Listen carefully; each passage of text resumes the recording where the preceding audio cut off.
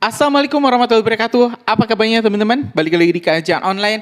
Sebuah fakta terbaru di persidangan Hasto Kristianto terkait sidang korupsi dan suap Harun Masiku.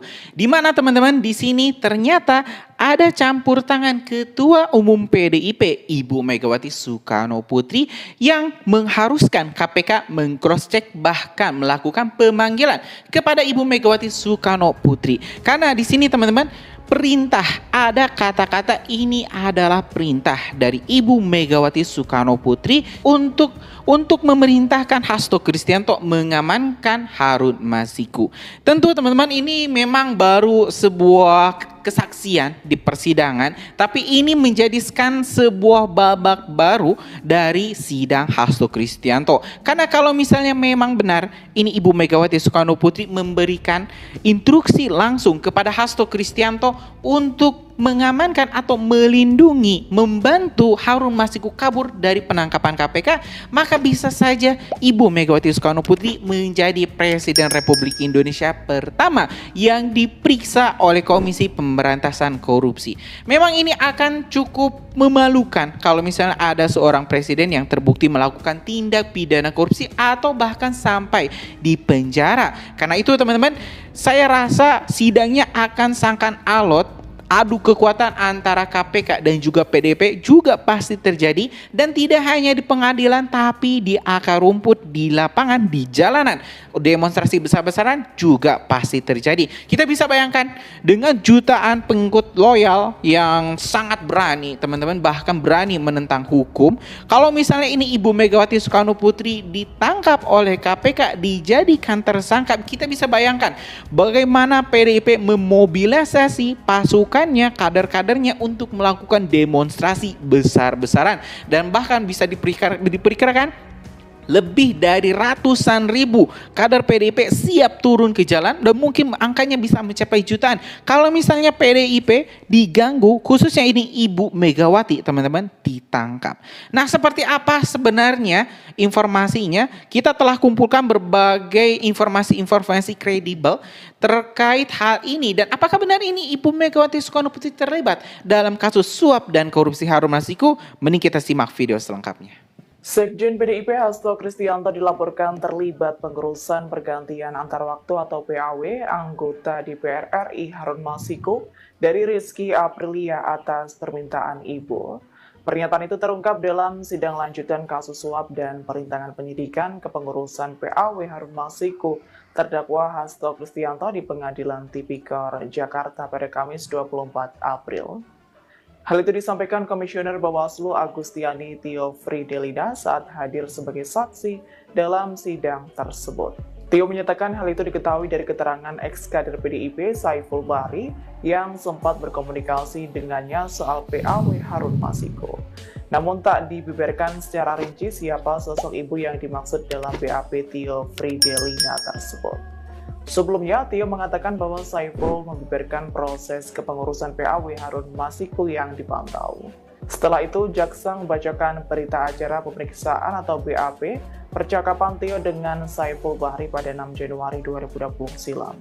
Jaksa menjelaskan dalam percakapan tersebut, Saiful menyampaikan ke Tio bahwa Hasto sempat meminta agar pesan darinya disampaikan ke ex-komisioner KPU Wahyu Setiawan. Mengetahui hal itu, jaksa mengkonfirmasi ulang keterangan Tio dalam BAP tersebut, termasuk soal Hasto yang siap menggaransi PAW Harun Masiku. Diketahui dalam kasus ini, Hasto didakwa bersama dengan orang kepercayaannya yakni Doni Tri Istiqomah, Saiful Bahri, dan Harun Masiku. Pasalnya mereka memberikan uang senilai 57.350. Komunikasi telepon saudara dengan Saiful. Izin yang mulia, kami akan putarkan rekamannya yang mulia.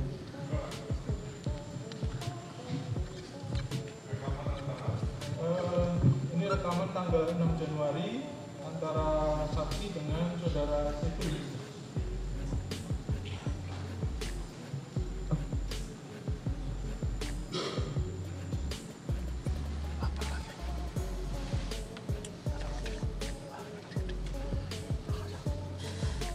Sekali atau 3 kali nanti pelanggaran ini. Oke, Oke. Apa namanya? Tadi Mas Okto telepon lagi. Bilang ke Wahyu ini garansi saya. Ini perintah dari ibu dan garansi saya. Jadi bagaimana caranya supaya ini terjadi kan gitu. Itu yang pertama. Yang kedua, besok kan pleno tuh KPU. Nah sebelum pleno bisa tadi misalnya sebelum pleno itu ketemu Doni dulu biar dipaparin hukumnya. Terus kemudian yang kedua Mbak Tio udah ketemu belum sama tim hukumnya? Si itu siapa? Asik. Nah, Jadi tadi Mas lagi telepon, kan lagi coba cari opini hukum yang dari orang-orang di luar KPU dulu. oke. Mengenai postulat hukum yang Doni bilang. Pengertian yang aku dapat dari mereka-mereka itu, postulat hukum itu kan kalau tidak ada perubahan, artinya itu kebenaran yang memang udah A ya A gitu. Nah, cuma ini kan ada perubahan, postulatnya itu adalah putusan MA-nya iya.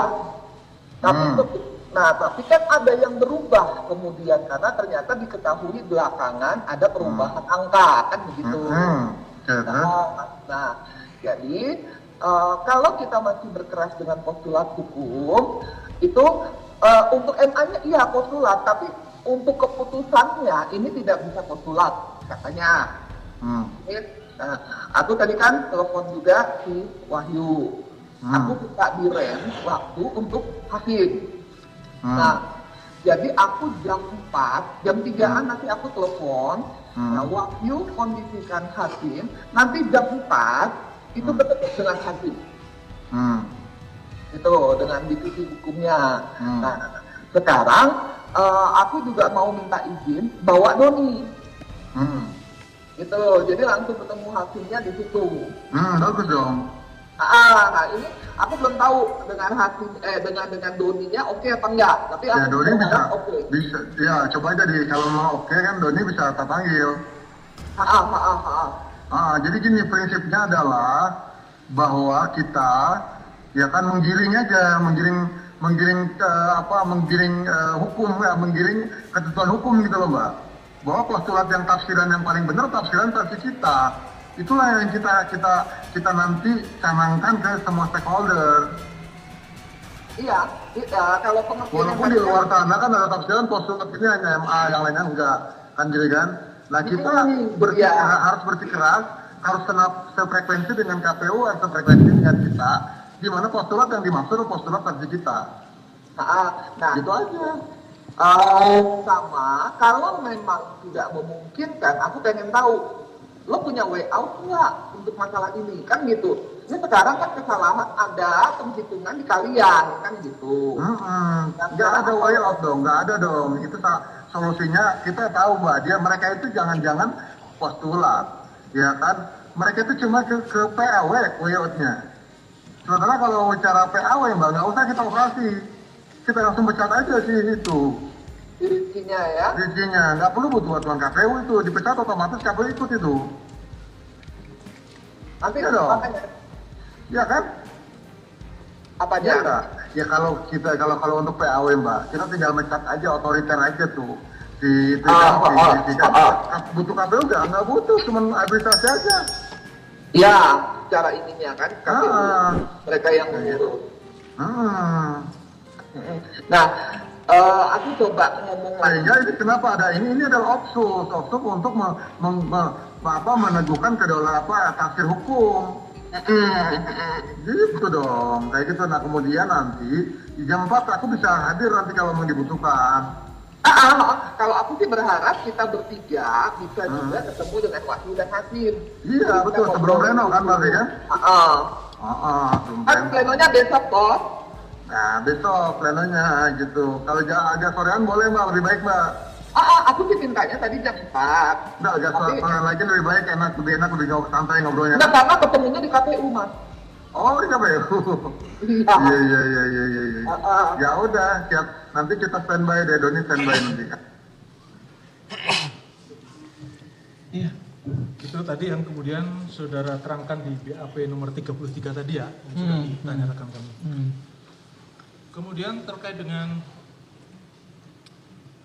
Tadi yang saudara maksud bahwa saudara menerangkan uang yang sudah di Wahyu tadi yang harus dipertanggungjawabkan. Itu Iya. berapa? Yang 200 kan, yang 200. sudah bergeser, iya. Yang 400 bagaimana, Bu? Masih di saya. Masih Kan saya di udah saudara. bilang sama Wahyu, kata perintah Saiful, kalau Wahyu nggak bisa itu dikembalikan. Maka saya bilang Yang sama- mana yang dikembalikan? Yang 400 itu. Hmm. Jadi Wahyu itu hanya saya tunjukkan amplopnya, karena saya sendiri belum membuka itu amplopnya. Jadi saya nggak tahu itu angkanya berapa. Saya bilang, Oke, kita dengarkan percakapan Iya, saudara iya. dengan saudara Wahyu ini di tanggal 7 Januari 2020.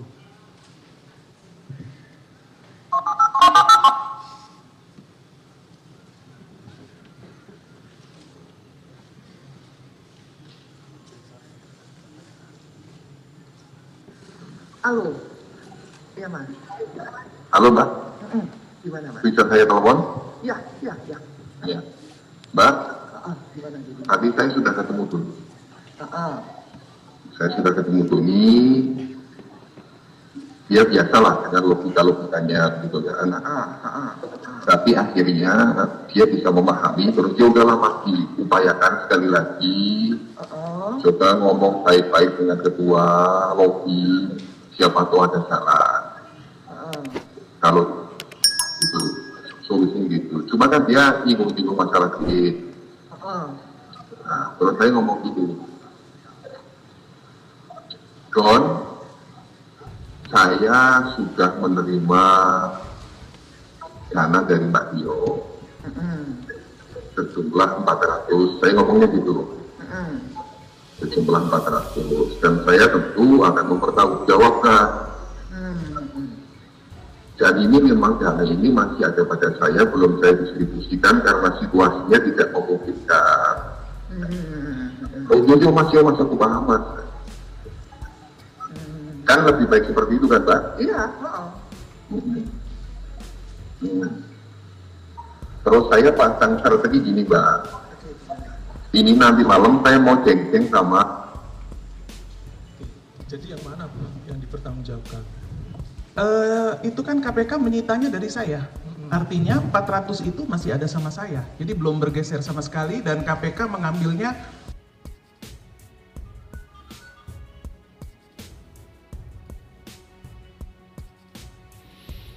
Ya teman-teman, barusan kita telah menyaksikan persidangan berbagai informasi yang menyebut ada perintah dari Ibu Ketua Umum PDIP, yaitu Bu Megawati Soekarno Putri untuk memerintahkan Hasto Kristianto untuk yaitu ada perintah dari Ibu Megawati Soekarno Putri untuk memerintahkan pengamanan Harun Masiku.